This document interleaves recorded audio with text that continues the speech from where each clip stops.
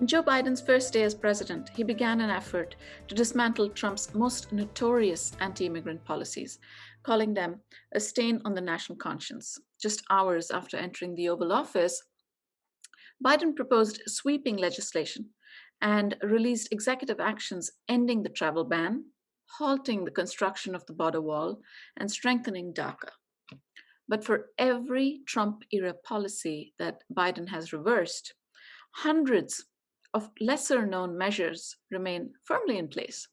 I got a chance to speak with Jeremy Robbins, Executive Director of New American Economy, a bipartisan coalition of more than 500 CEOs and mayors making the economic case for immigration reform.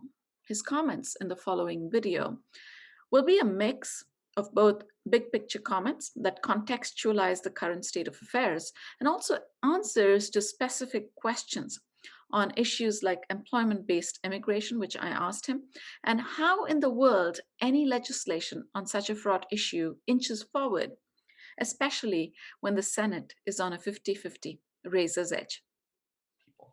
So I want to divide my short remarks today into two areas, the what and the how. So what are we trying to achieve in DC and how are we going to get it? So let's start with the what. What are we fighting for? What's wrong with our immigration system that needs fixing?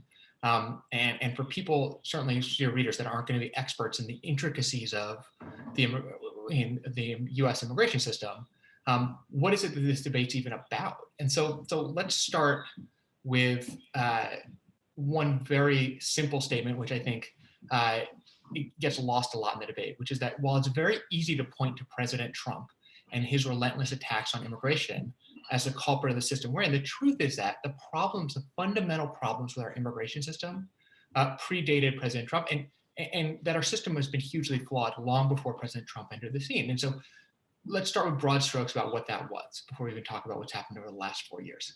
So here are just a few things. We currently have an estimated 10.5 to 11 million people living in the United States without legal status. For new people coming in, we have far too few visas for the number of workers our company and our economy needs. And so that means at the high skilled end, it's much harder to compete. And for many labor intensive industries, what you're finding is that they'll hire people, either they'll hire undocumented workers or they'll have huge labor shortages or both. But what's happening a lot is that the talent that we could get here to power our industries all over our spectrum ends up going elsewhere, even though the United States has this great competitive advantage that we are the place of choice for a huge number of people the world over. And we're squandering that. And then the last part, which is the security part, is that we've built this enormous immigration security and deportation mechanism. It's so large, in fact, that the immigration enforcement agents, that agency, it dwarfs all other federal law enforcement agencies, the FBI, the CIA, it dwarfs all of them combined in what their budget is. But we still don't have real control over who comes here and who doesn't. And it's not going to be a matter of just spending more money for more board agents. So we have to think about how do we fix that reality. Add to that 4 years of relentless attacks at every level of the immigration system, and we're left with a system in dire need of fixing. Over the last 4 years, there's an attempt to stop people from coming by attrition, right? By making it so painful and dangerous to come here that people would stop coming. But there are 2 points to that. One is you can't actually do that. You can't make America such an unappealing place that it still won't be superior to the poverty and violence that's afflicting so many people around the world, that's driving them, that the push factors that's driving people to come here. The second is, why would you want to do that? Immigration has been an enormous engine of growth for America. Immigrants or their children founded 40% of our Fortune 500 companies. Just think about that. The American brands that are famous the world over, that are existing in every country, that immigrants were behind, or their children were behind more than 40% of them. They're behind more than 75% of the patents at our top universities. They're the only reason our agriculture, hospitality, construction, landscaping, domestic care, meat processing, so many other industries are able to stay afloat. And they've added a tremendous amount to American culture and society. The United States simply wouldn't be the United States without immigration. So we have a big problem, which I've completely overgeneralized, but we can delve into. And we just haven't, even before the last 4 years, we have not been able to fix it. So the Biden administration has done something that has not been done in a very long time, which is that they've recognized the urgency of this challenge and they have made immigration reform one of their top priorities in the new administration. And I say that, I guess the last administration made it a priority too, but in a very different way. But in just the first 3 weeks in office, the Biden administration has already taken on many of these challenges. So, they led with a flurry of executive orders beginning on day one that so far have included, and bear with me, this is a hugely long list, but I'm just gonna give you some of the top lines of the stuff they've done. And note that this is not exhaustive. They've affirmed protections for dreamers, so the immigrants that were brought to this country as children who lack legal status. They've set up a task force to reunite children who have been separated from their families at the border. They've ended President Trump's Muslim and Africa travel bans. They're reviewing Trump's public charge rule, which is a rule that effectively said that if you were poor or likely at any point to need benefits, likely to be poor in the future, you couldn't get a green card to come here. And you think about the story of American immigration, of people coming here with really nothing and then making a hugely profound impact on our society. They're reviewing that rule to the T. They're raising the number of refugees we admit every year. So by the end of the Trump administration, the cap on refugees have been cut all the way down to 15,000 for the cap that they were going to admit at a time when the global refugee crisis is greater than it's ever been, right? 70 million people around the world are refugees. So President Biden has announced they're going to try and raise it by year 2 to 125,000. And so that's going to be a real effort to rebuild the resettlement agency. They're stopping construction of the border wall. They're making sure the census counts every resident. They're pausing all deportations to review enforcement priorities and making sure that we're going after the people we want to go after and we're not wreaking havoc in neighborhoods. They're ending new enrollments in President Trump's Remain in Mexico policy, which is also known as MPP, or the Migrant Protection Protocols, which effectively said if you're coming here to seek asylum, which you have a legal right to do, you will have to wait in Mexico until your case is heard. And what that's done is it's stranded tens of thousands of people in incredibly precarious and dangerous circumstances. The Biden administration is they're reinterpreting who's eligible for asylum generally, trying to figure out who can be considered as persecuted because of their membership in a particular social group. They're developing a strategy to address the root causes of migration by partnering with foreign governments to increase asylum options closer to home, so people don't even take the treacherous journey to get to the United States. They're relaunching a task force on new Americans to develop a strategy for the federal government to help people after they get here. How do we make sure they succeed? And they're creating a task force on legal immigration to say, all right, why are our wait times so long for people who have a right to get green cards and be a citizen? And what are the barriers standing in their way? So it's a lot. No, I mean, but in reality, all of that flurry of activity is just a down payment on all that needs to be done. And all that the Biden administration itself wants to get done. So on top of the work they've done in the first 3 weeks administratively and what they're sort of setting out and charting the course there, they've also sent a bill to Congress to overhaul the immigration system writ large, because a lot of the changes that we really need to fix our immigration system are going to come through Congress. And so some of the major items in their bill, or the pillars, so the tent poles of their bill are a pathway to citizenship for that 10.5, 11 million undocumented immigrants. A bunch of measures to keep families together, families that are being separated for a whole host of reasons in our immigration system that we can talk about, things like the 3 and 10-year bars, which say that if you came here illegally, even if you have a right to become a citizen, you marry someone who is a citizen, you actually would have to leave for 3 or 10 years until you can do it. There are several other barriers like keeping families separated. Their bill does a lot to increase the number of employment-based green cards so we can get more of the key workers we need, STEM workers and workers in other key industries. There's funding for immigrant integration initiatives to help people succeed when they get here. There's an effort to increase the numbers of people who are drawing from diverse parts of the world, to say that we are stronger when we are a pluralistic country that draws people from all over. They want to pilot new programs such as letting individual communities take some ownership over our immigration system and say, hey, maybe in West Texas, in the Permian Basin where we need oil workers, or maybe we need farmers. I mean, whatever each region would need, they'd have some say to do that. And they also, their measures on border security and root causes of immigration. So that's essentially the what that we're dealing with, which is a huge landscape, and we'll delve into all of that in questions. But I'll close very quickly with the how we're going to get it, specifically on Congress, because I think that's where the biggest obstacles are. As is likely obvious to even the most casual observer of our government, our Congress is less than its optimal in functioning right now. Like there are historically small margins in both houses of Congress, which means to pass anything you either need bipartisanship, which is really hard to come by right now in general, and even harder after the attempted coup in our capital, or you need every Democrat to vote for any measure for things to pass. And so, but even that, though, is not likely enough in the Senate, which I'm sure many of you know, where our Senate rules around what's called the filibuster effectively mean that no piece of legislation can pass without 60 votes, which means you'd need 10 Republican senators to vote for it. So there are two paths forward for any immigration big legislative change. One is to find a small segment of these reforms that can muster 60 votes in the Senate. That likely means the DREAM Act and maybe something around farm workers, high-skilled workers, maybe a few other discrete measures. Or there'll need to be a way to pass an immigration bill with 50 votes in the Senate. And there are a bunch of ways to do that that are either by ending the filibuster or by something called reconciliation, which is the process President Biden is currently using for his COVID bill. But that's a trickier process. We can talk about that as well. All of it is to say it's an uphill climb to get these legislative victories, but it's also a priority. So the next few weeks are going to tell us how possible they are. Last week, Senator Dick Durbin, a Democrat, and Republican Senator Lindsey Graham introduced a version of their DREAM Act, which is a bill to help the kids who came here when they were young and would give them a path to citizenship. It would help. I can't remember they put up the specifics of this current version, but most versions help around 2 million people.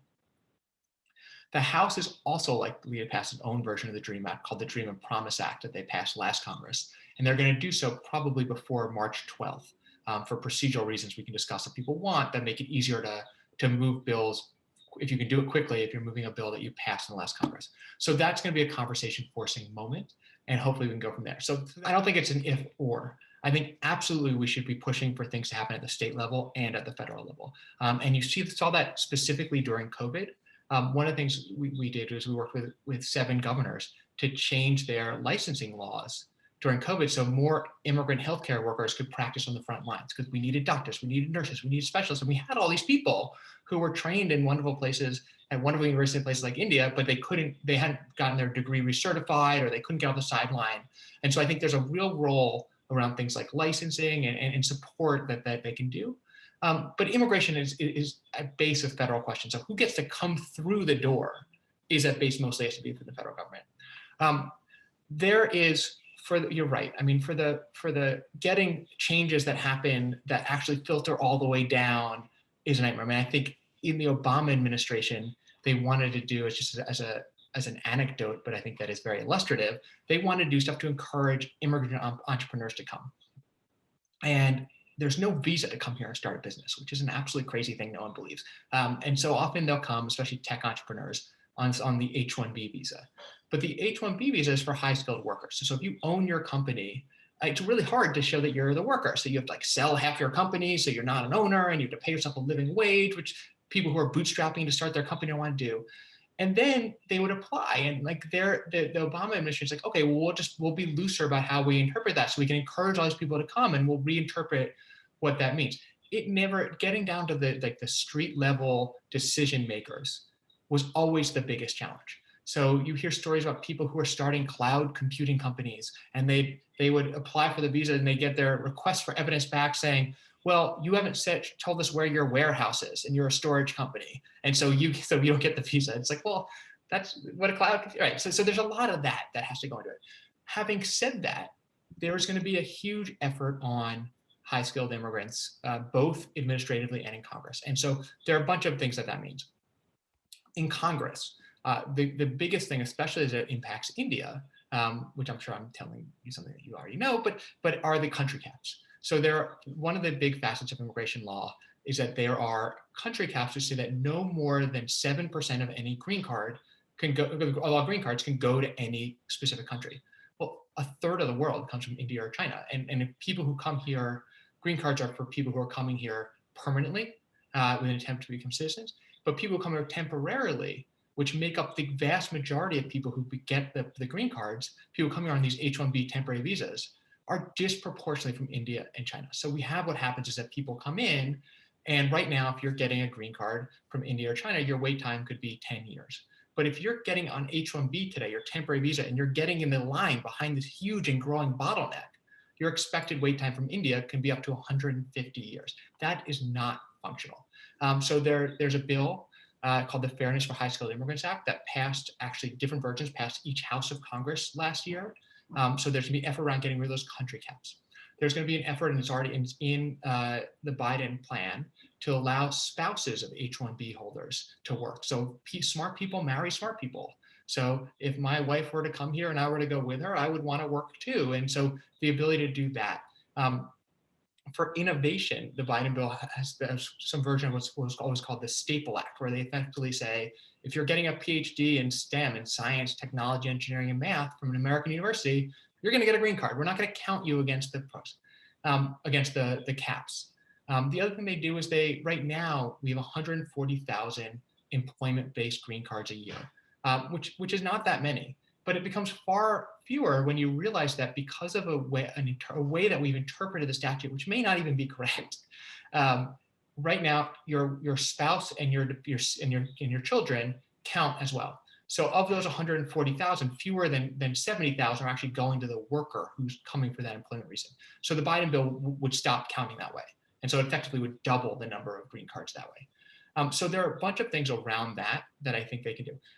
They can also do some of it administratively. One of the last things the Obama administration did on this was a regulation that said, look, we can't give you a green card if you're on an H-1B in this line, but we can effectively make it so that you are acting like you have a green card. So which make it easier for you to change your job, make it easier for you to leave the country and come back. So you're not tied while you're in this bottleneck. You can go basically do most of the things you would do if you had a green card. And so I think there's going to be a lot of effort to do that. Like if we can't, until we can get Congress going to do things around the edges to make it easier for us. But the first thing they have to do, which they have not announced yet, but I think is coming, is they have to stop the bans. So one of the things that was put in during COVID is that you actually they've stopped issuing H-1B visas, and so they need to figure out how to do that. So I think that's coming. They're definitely working on it. There is a lot of interest in it in Congress and in the administration. And one thing you'll see, which is really interesting, is that the Biden administration, they've put immigration people basically everywhere. So unlike past administrations where someone who had worked on immigration for years, who knew this issue, would be put in a role to do immigration, it just so happens that from their campaign, there's so many people that are in that movement, that there are people on the Domestic Policy Council, there are people in the Office of State and Local Government, there are people sort of everywhere that are working on this in the agencies, in Department of Justice and Department of Homeland Security and the State Department. And so I think you will see lots of efforts to do this. And so you have two different types of champions among the Republican Party. You have people who come from very immigrant-heavy states. So you think of the Texas or Florida, or people who they'll get it from their constituency. And you saw that actually in the 2020 campaign. Like when Senator Cornyn was running for re-election, he was running around Texas talking about his interest in protecting Dreamers, and all he had done behind the scenes trying to urge the Trump administration to not deport Dreamers. And so I think there's some just generic pressure coming that way. And then you have a lot of members of Congress who come from places that don't typically have a lot of immigrants. But they get it because the immigrants they have are hugely important. And so one area that doesn't get talked a lot about is doctors. There is a, and especially during COVID, I think this will get more prominence. But one of the interesting projects and parts of our immigration law is something called the Conrad 30 program. So if you're a doctor and you come here usually you come here on a J visa, which is a temporary visa. You come here for a few years, you have to go home.